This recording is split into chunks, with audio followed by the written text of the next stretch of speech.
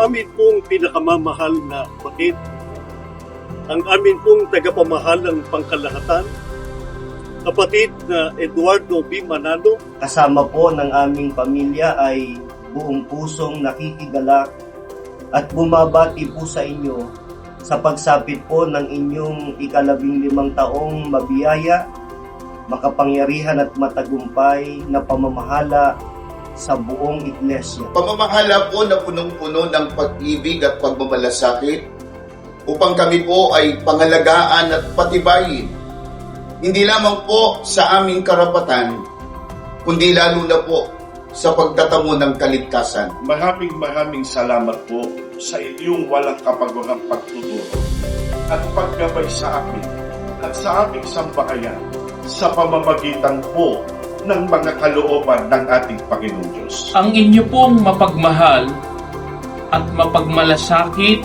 na pamamahala ang siya po naming ipangangasiwa at patuloy na ipadarama sa lahat po ng mga kapatid at mga may tungkulin sa aming distrito. Hindi po kami titigil sa aming ginagawang pagpapasigla sa lahat ng mga kapatid na sumama at makiisa sa lahat ng mga gawain at aktibidad ng mga kapisanang pansambahayan. Mamamalagi po kaming kapagmalasakit ng pamamahala.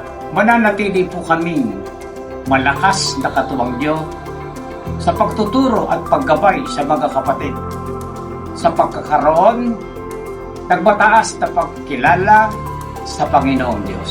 Hindi po kami kailanman hihiwalay sa malaking malasakit ng pamamahala sa aming distrito. Muli po naming pinagtitibay ang aming panunumpa at pangangako ng aming patuloy na pagpapasakop at pagsunod sa inyo pong mapagmahal at mapagkalingang pamamahala sa buong iglesia.